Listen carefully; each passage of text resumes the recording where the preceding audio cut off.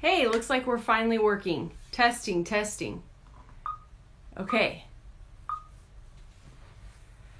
Hey guys, everyone on YouTube and Facebook, hello. Again, trying new things, right? I feel like every week I'm struggling with the whole live thing, but we have a new setup in the studio and I'm trying a different thing with 2 cameras for YouTube and Facebook, so hopefully you guys are both seeing me and hearing me. For those of you who might catch this live stream in your newsfeed and you don't know who I am, my name is Kelsey Humphreys and I host The Pursuit, which is a traveling talk show on success. I interview massively successful people like Tony Robbins and the Property Brothers and Larry King and Chalene Johnson and Michael Hyatt, a lot of online influencers, New York Times bestselling authors. And then, guys, I break down success for the rest of us because we are not all, multimillionaires that have, it figured out. I don't have it figured out yet. I don't know about you guys. So thanks everyone who's hopping on. I can see that you're there, but I'm not sure if comments are working. So maybe leave a thumbs up or say hi, tell me where you're from. I'd love to talk about your goals specifically. And again, I'm using 2 cameras for Facebook and YouTube, so I'm going to try and catch both comments. Unfortunately, on YouTube, it looks much cooler because I have a graphic on the side, and on Facebook, I'm just like off center and it's weird. So sorry about that. So we want to talk today about your goals, guys. Alexis from Texas. Ooh, that rhymes. Alexis from Texas. Good morning. What I'm going to do today, you guys, is I'm going to kind of, give you my spiel and what I'm learning. Lori, Whitney, good morning.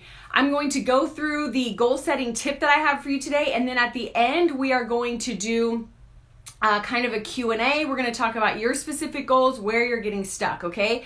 So give me thumbs up and hearts as we go to let me know. Definitely tell me if you can't hear me on YouTube. Give me a shout out if something's going wrong. But until we get to the end, we're not going to do interaction because people who watch the replay, don't want to see us talking for the whole first part of it, right? So here's the dizzle, guys. Yeah, I still say dizzle. How do you feel about that?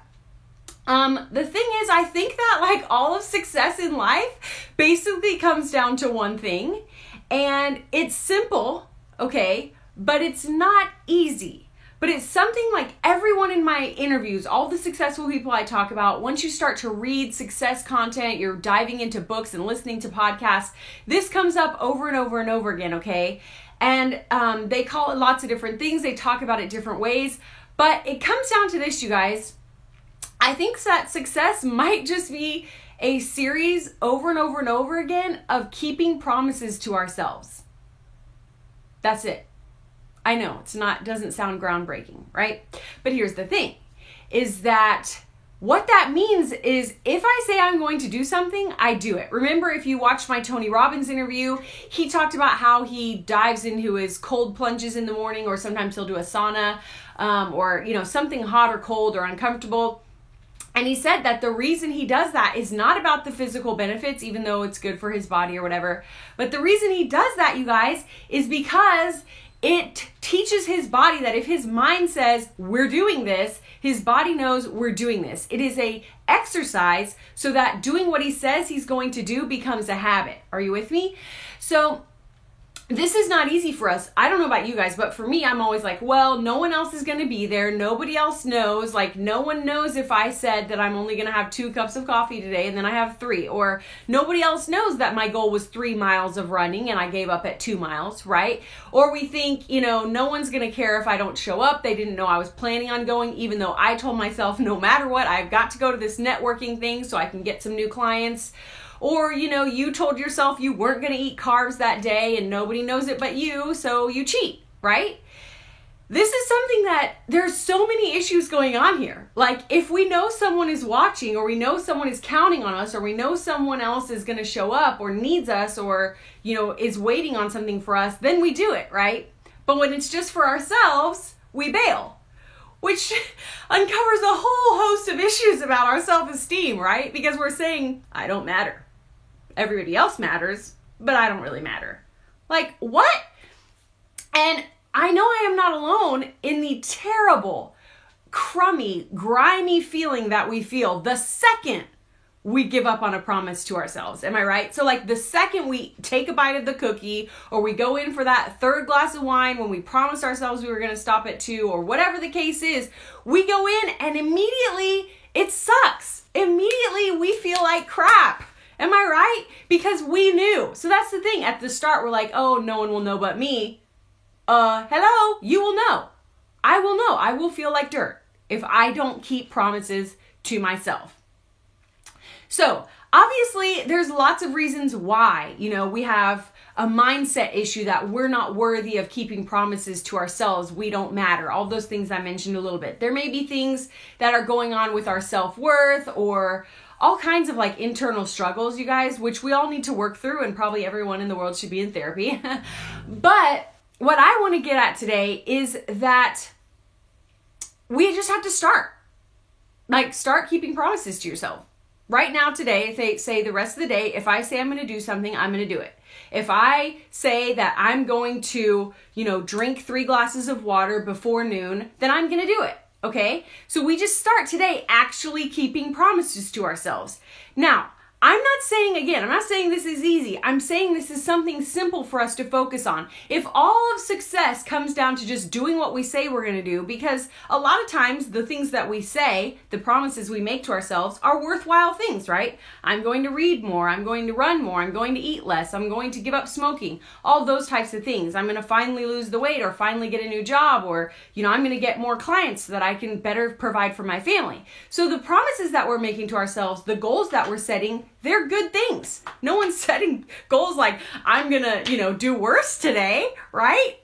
So what if success completely just comes down to, I am going to do what I say I'm going to do? It's kind of like a mind bender to me, because I'm like, well, that just seems really easy. It seems like, by the way, my dog is making noise down there. I have a Rottweiler, he's 90 pounds, and he's sitting down there at my feet. I forgot to kick him out before we started, and so he might start growling. I don't know if you hear him sniffing and snorting. That's what's happening. His name is Jake, and he's awesome.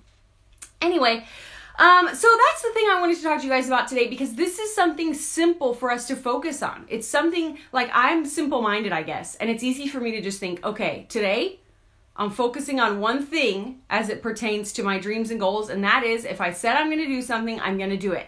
Now listen, I'm not talking about having a to-do list of 80,000 things and then saying, I'm going to do this no matter what, okay? Because to-do lists can be fluid, things pop up during your day, and those tend to be, not really like promises. Those are like, I would like to get to this today if I have time, or these are the things I should be doing today. But I'm talking about, like, you wake up in the morning and you say, today I am not going to be late for work.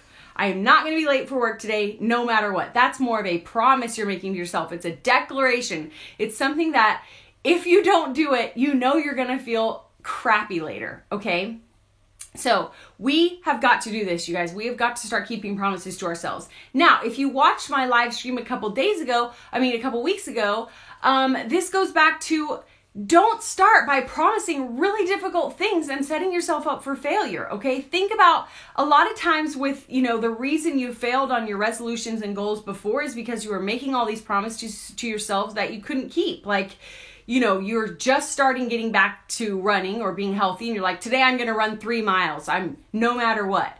Maybe you should promise yourself, today I'm going to run for 10 minutes without stopping, or today I'm going to run, till the end of that one street in the neighborhood where I always get tired, and I'm not going to quit until then. Because we want to have momentum and get into the habit of following through. So don't start with the absolute hardest thing that you can think of to promise to yourself, okay? But I am telling you guys, if you take this concept and like really think about it today and really focus on it, then tomorrow morning, like if you are one of those people who always presses snooze a million times, you're going to think, I'm going to feel like a slug. Kelsey said, I'm going to have that sluggy slug feeling if I don't not press snooze again. If I don't get up right now, I'm going to feel lame in 20 minutes. Because I told myself no more snoozing, okay? Realize that if you don't keep promises to yourself, we're all going to feel like big fat slugs, and it sucks. It's a terrible feeling. So what I'd like to talk to you guys about today is just whatever your dreams and goals are for the year, and maybe where you get stuck and what kind of, promises you have trouble keeping to yourself, or, where you tend to continually fall through, even though you say over and over and over again, I'm going to do this. So, or we can just brainstorm your dreams and goals. Feel free to ask me questions about, what I've noticed from goal setting from my guests, or, things that I've observed in all the reading. I've done about, like I say in my short videos, about 4,000 hours so far of success research, which sounds crazy, and it is. It is crazy. So I still haven't seen any comments on YouTube. I hope that this is working, and I hope you can see my pretty graphics. On Facebook, I've seen that you guys are there, but I know you can't see my pretty graphics. But eventually I will figure out how to work this technology, and both of YouTube and Facebook will be on one camera, and they will be glorious. So you guys shoot me some questions and thoughts you have about your dreams and goals for 2017, where you're getting stuck, what you might have, things that you have trouble following through, you have trouble sticking with it. And yeah. Anyone on Facebook, go check it out on YouTube later after, because it's really pretty. Someone on Facebook said graphics, and yeah, there's like overlays and looks more legit on YouTube. I saw someone earlier posted what their goal was for the year. I missed it. I think it was Lori maybe, so post that again. Last time on YouTube, I had tons of comments, but this time I feel like it's not working. So sorry, everyone on YouTube, if you were leaving comments, I will go back and reply later. If no one has any thoughts or questions about goal setting for the year, then I'll just leave it at this and we will wrap it up for today. Yes. And I know it's a little bit delayed. Okay, if you guys don't have any comments or questions, or maybe there's a delay on, I can see that things are, okay. Marcus says, I think I set my daily goals so high that I don't try. Okay, this is something that is normal, is that a lot of times, in fact, I just had this conversation with my husband, actually, because I was talking about how big my goals are, and, I want to have my show on Netflix or Hulu. I want to be, interviewing massive celebrities that still keep saying no, and people that won't even respond to my emails yet, all this stuff. It's so far away. That's what Marcus was talking about, that his goals were so far away that he wants to give up. And I was telling my husband, I'm like, I just feel like I had all this momentum in 2016, and I have such great things coming on the horizon for this year, but it still just feels like it's so far away. Why bother? Like, why bother? So maybe you do that on a weekly basis or a monthly basis. And so my husband, wise man that he is, quoted a concept from a book that I have read. Probably a lot of you guys have read it. It's called Good to Great. And in the book, he talks about this concept of this giant wheel that takes forever to get going. But you can see once it gets going, it is moving. It's just really, really slow.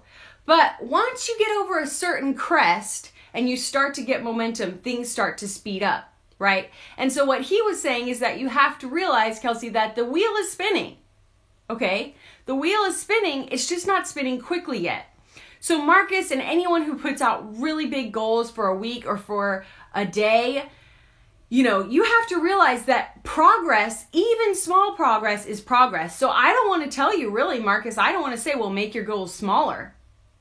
I really don't think that's great advice, because a lot of us don't push ourselves enough, and a lot of us are dreaming too small. So I would actually say, Marcus, take those big goals and break it down. If you have a goal for the end of 2017, break it down into what you would have to achieve each month.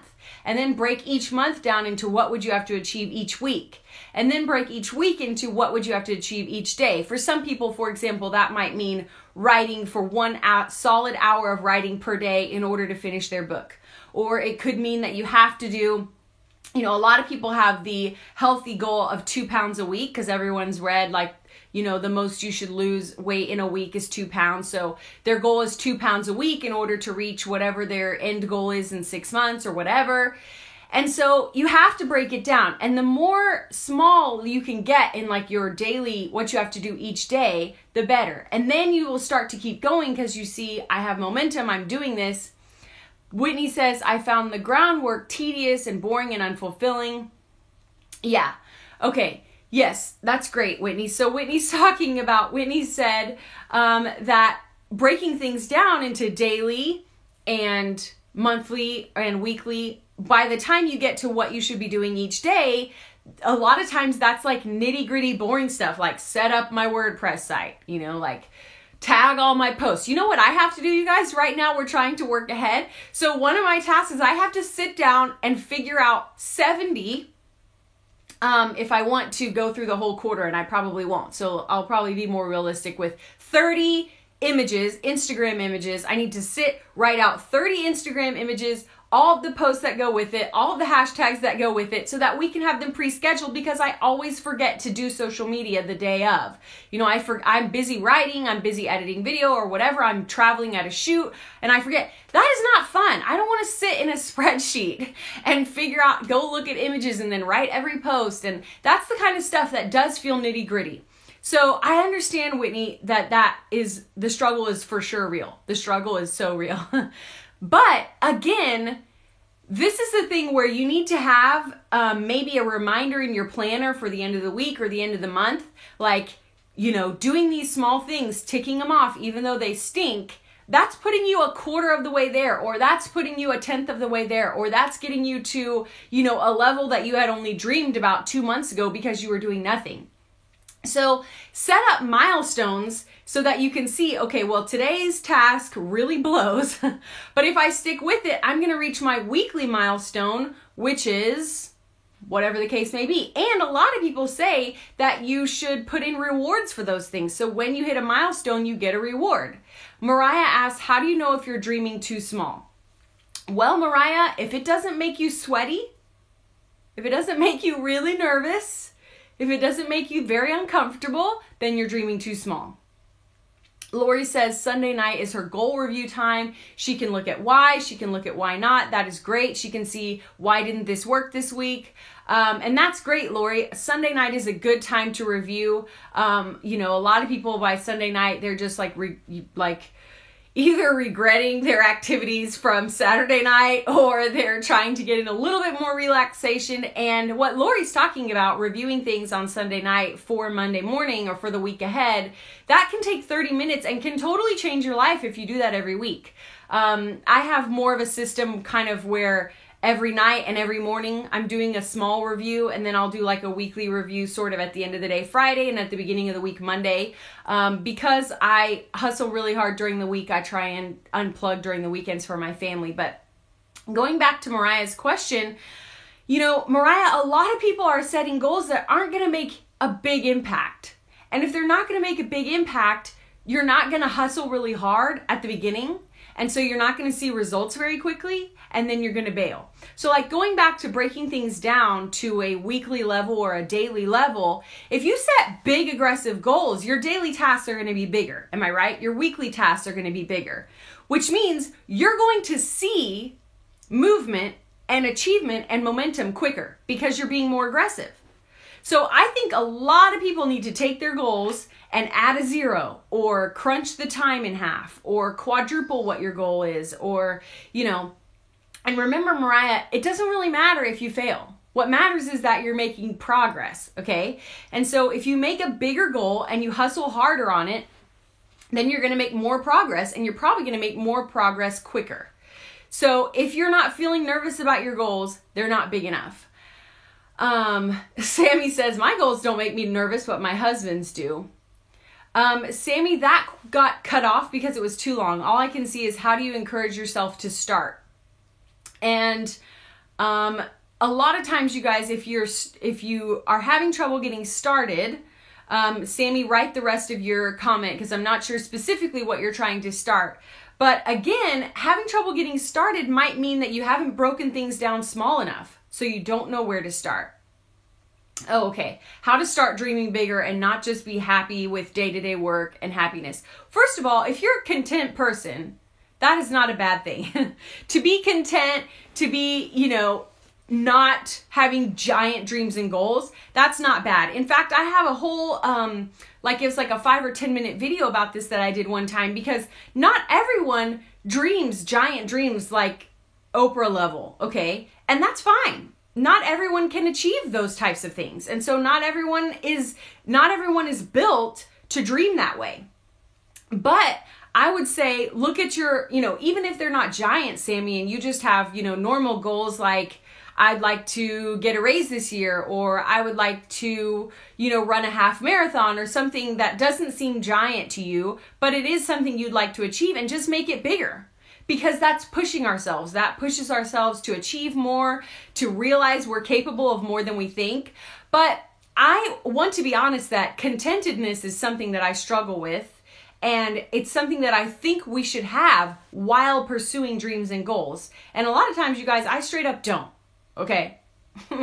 A lot of times I am not having joy in the journey, which I shouldn't admit as someone who is a self-help, motivational guru type person, whatever you want to call me. Joy in the journey is pretty important. Like, I talk about that as like a thing.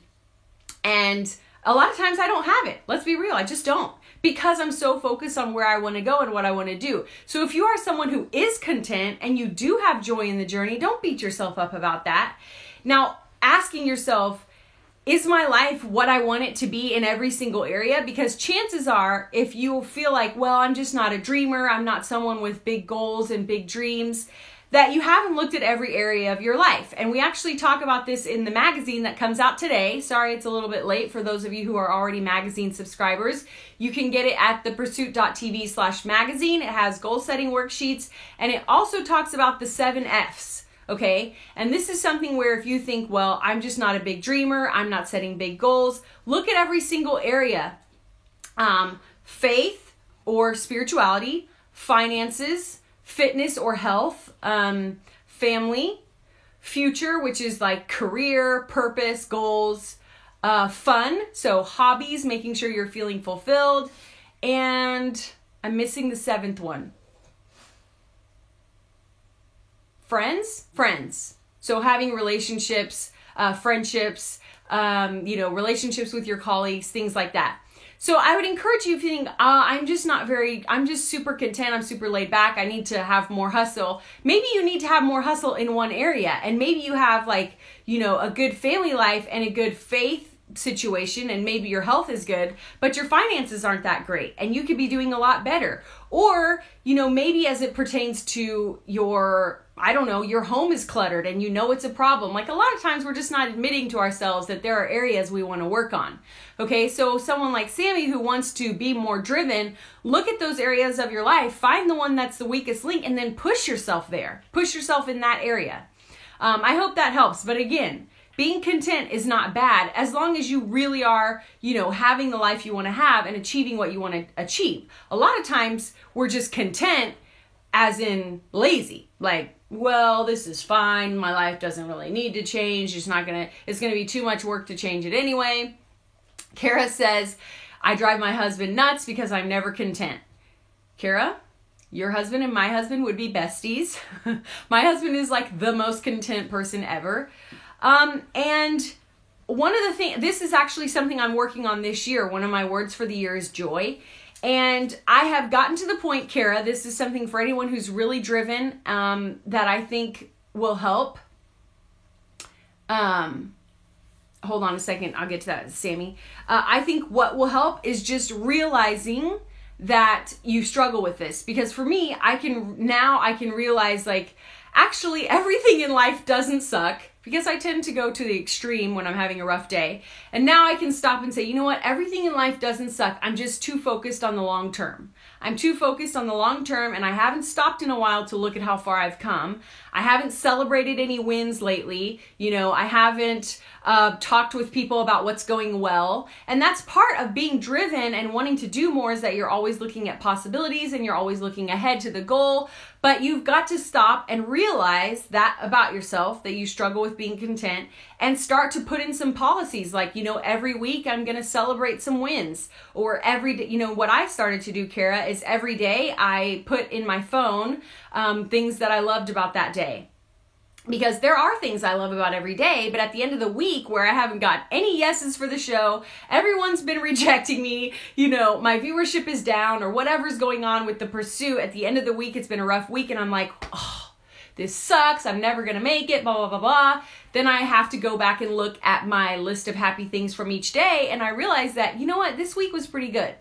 That's actually something that a lot of different people do, but Liz Gilbert has a physical jar. She writes something on a piece of paper every day. She has a physical jar, and then at the end of the year, she dumps out her jar and goes through all the happy things from the year, which is an awesome way to do it. But I would never remember to write things on a piece of paper, but I can remember to put something in the notes app of my phone. So I started that January 1st. And that's really helped me. Sammy says she wants to learn to be more entrepreneurial or entrepreneurship driven or entrepreneurship supportive. I think that if you are spending time dreaming and working with your husband on whatever his entrepreneurial goals are, you're going to naturally get more that way. You're going to start to think more like him. You're going to be more comfortable with risk because you and he will talk through those risks. A lot of times the things with people who aren't naturally entrepreneurial is that it just feels way too uncomfortable and it feels way too risky. And they're like, why would I do this? My life is fine. Why would we push ourselves to do such and such? And that comes down to just discussing it with your spouse about why they're doing what they do, why it matters, why the risk is worth it, how the risk isn't as bad as you think. And once you start to go through that over and over again, and it'll take multiple times, once you get to that point, then both of you will rise to the level of probably entrepreneurial tendencies, or not to the level that he has, but you will definitely become more empathetic to what he's going through, and you'll become more comfortable with that type of thinking, with that type of risk taking, with asking questions about things and trying to be more innovative and trying to be more disruptive like entrepreneurs are. All right, anybody, sorry, knocked one of my cameras. We are coming up on 30 minutes, so that means it's time to wrap up. If you have any other questions, go ahead and shoot them out at me. I'm not sure on YouTube if it's working. I'm sorry, I'll have to go back and respond to some of the comments and see what's going on YouTube. But like I said, guys, hopefully every week it'll get better. This week I had like graphics over here, and I had this new background that looked better, and then again, I couldn't get it to work. But we're getting closer because I at least got it to work on one camera, and I got both cameras not moving around like last week. So hopefully next week will be better again. All right, thank you guys for watching. I appreciate it. I hope you'll join me every Wednesday, guys. We're doing this at 10 a.m. Central. That way I can catch some of my West Coast peeps who are getting up in the morning, getting ready for work. And also, if you want some help with setting your goals and you want to think through the 7 F's and you want to think about making more aggressive goals or ambitious goals or sticking with it, go to thepursuit.tv/magazine. Oh, okay. Someone asked for other examples other than Tony Robbins of showing this habit. One I can think of right off the top of my head was Michael Hyatt talked about how he, realized over time with his career, before he even went out as an entrepreneur, he talked about that he was going to do what he said he was going to do no matter what, no matter who knew it, no matter, what the circumstances were. And that set him apart in his career, and then eventually set him up for CEO. And then, as the story goes, he went out on his own because his CEO brand grew so big. And now he's a, really successful solo entrepreneur with an amazing personal brand. That's the only other one I can think of off the top of my head. But, John Lee Dumas also talked about doing things every single day over and over and over again. And he talked about not setting super aggressive things every day. Like he was never going to run every day, but he walks every day. He does power walks because he knew he would stick with it. Out of Gary Vee, Simon Sinek, and Seth Godin, which was my favorite, which gave me the most value, and why? Well, that's an interesting question. Seth Godin really felt like a genius, and so did Simon Sinek. They both have a genius vibe to them, like they think on a different level. So that was really interesting. I think Gary Vee was probably my favorite because he's such a big personality and he's so hard to get an interview with. To sit down like that with him for 30 minutes. Technically, he is like, I have 22 minutes for you. And so, that's the kind of schedule he has, that he knew down to the minute how much time we would have. So he was definitely one of my favorites and really fun. In terms of the most value, that's a really tough question. Man, everyone teaches me so many things, because you guys have to understand that before an interview, I spend hours and hours and hours researching a person's life, reading their blog, reading their book, watching their podcast. I mean, I had watched over 100 episodes of Ask Gary Vee. I mean, so sometimes it's like whoever has the most content almost might be adding the most value. Person in your interviews that had an addiction or ADHD, or how they got out of it. That your comment cut off, but I personally am a recovering high-functioning alcoholic, and Glennon Doyle Melton was an alcoholic and a bulimic. James Altucher was not necessarily an alcoholic, but alcohol became a problem for him and he had to give it up. ADHD, I believe Seth Godin has that. I believe Chalene Johnson has that. I believe, trying to think of who else. I know there are a couple more probably addiction stories in there. So the answer is a ton. And if you start to research successful people, there's a lot of people who have serious issues that they had to get over. How they broke out of it is actually part of what I'm talking about today, is like making small decisions and committing to small commitments and sticking through. Yes, you know what, I say that, but I know Seth Godin specifically talks about having ADD or ADHD, and that there's a misconception about how that works in a person's life.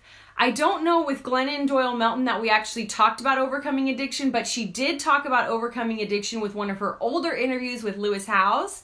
So you can go back and look at that.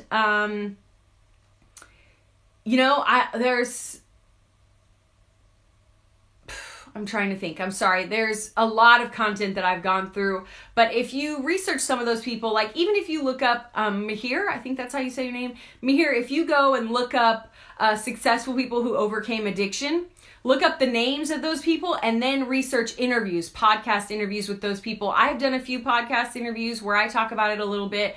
But, for me personally, it started with the thought of I can. Because a lot of times people who have addiction or they struggle with something really heavy, like maybe they're in a relationship addiction, like they're in an affair, or they have something that they're trying to work through, like you talked about, they start with the sentiment, I can't. So I used to say, I can't ever give up drinking. It's just going to be too hard for me. And what I had to realize was, okay, I can whenever I decide I want to. So I switched from I can't to I can, but I'm just not ready for that yet. I don't really want to. Eventually that became I want to, but I'm not ready yet. Like I want to do it, but I know that I'm not ready to actually do it yet. And then it was I'm doing this. And that's when you bring other people in and you start to tell family and friends. And then it progressed from I'm doing this to I have done this. Now, saying I've done this and I am sober, that can start on day 2 or day 3. So I'm doing and I have done this can be day 3 to day 365. Now I'm well past 2 years, and it's still something where, anyone who's anyone in recovery will say, I'm still recovering, because every day, you have to just make a conscious effort. And some days are, worse than others. I hope that helps you. I hope that you can, there's lots of content about really successful people who had to overcome, like a lot of people are dyslexic. A lot of really successful people are dyslexic, and they've written about that or done interviews about that. So for anyone who wants to learn more about that, again, go and Google maybe if you have ADD or if you have really crushing anxiety or really bad depression, okay? Go to Google and look up successful people who overcame depression or successful people who live happily and successfully with ADHD. Then you go from that list of people and go into iTunes or the podcasts, app on your phone, or look on your computer and look for interviews with that person. And a lot of times you will find at least 1 or 2 where they discuss how they overcame it, how they live with it.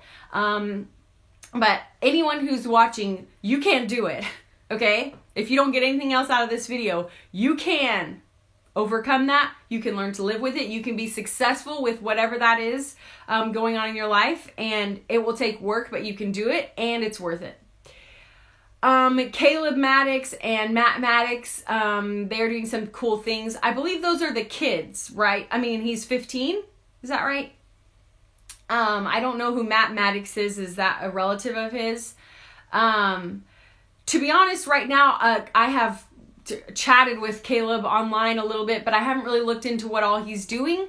And a lot of times, you know, these successful people that I'm working with have been in the game a long time. So once he reaches maybe having been in his industry and been working on his craft and doing a lot for a longer period of time, maybe we will do an interview. But even people who reach out to me who are successful, if they don't have some sort of, you know, longevity, turning point type story or something that we can really learn from and benefit from that has a lot of meat to it, then it doesn't make a great interview for my viewers, doesn't make a great, you know, piece of valuable content. But I will definitely check him out. Maybe I've missed some of the stuff he's been working on lately, but I don't know who Matt is. But yeah, if anyone ever has any interview suggestions, you can always hit me up on Twitter. That's probably the best way, because then I can just, while I'm in Twitter, I can go look up that person on Twitter, and then I can immediately go to their website and check them out. So thank you guys so much for watching. We've reached the end of Success for the Rest of Us Live. I really appreciate you tuning in. I appreciate everyone who commented. Remember, this is every Wednesday, 10 a.m. Central from 10 to 10:30. Right now, this month, we're talking about goal setting. And then in February, we're going to talk about productivity. And then in March, we're going to be talking about happiness and peace and gratitude. Matt is his dad. Okay, thank you, Paul. He loves that Mihir, I think is how you say it, says he loves that I have a small following so that you get personalized attention right now. That is true. I can respond to every comment at this point, and I love that because I feel like I actually get to engage with you guys. So thank you guys. If you are interested in the goal setting worksheets and more resources about what we talked about today, the magazine comes out today. thepursuit.tv/magazine. You can get the magazine for free. And yeah, just sign up right there. I hope you guys had some value out of this, and I hope to see you next Wednesday at 10 a.m. Central for our next Success for the Rest of Us Live. Thanks, guys. All right, let's see. Let's finish this one first. Oh, it's not working. It's not working. There we go. Okay, and in YouTube, I'm going to go and see if there were any comments. Maybe there weren't, but I can see there's a bunch of people on here, so I have a feeling it's not working. So I'm going to try and go in and respond to comments, but YouTube Live, the comments don't seem to show up later. So if you guys had questions on YouTube that I didn't address, hit me up on Twitter, okay? And I will reply, because that's the easiest way to just ping me really quick, and I can respond to your questions. So thanks everyone who watched on YouTube. I appreciate you being here. I'll be back next Wednesday, hopefully with working comments at 10 a.m. Central for your next Success for the Rest of Us Live. Bye, guys.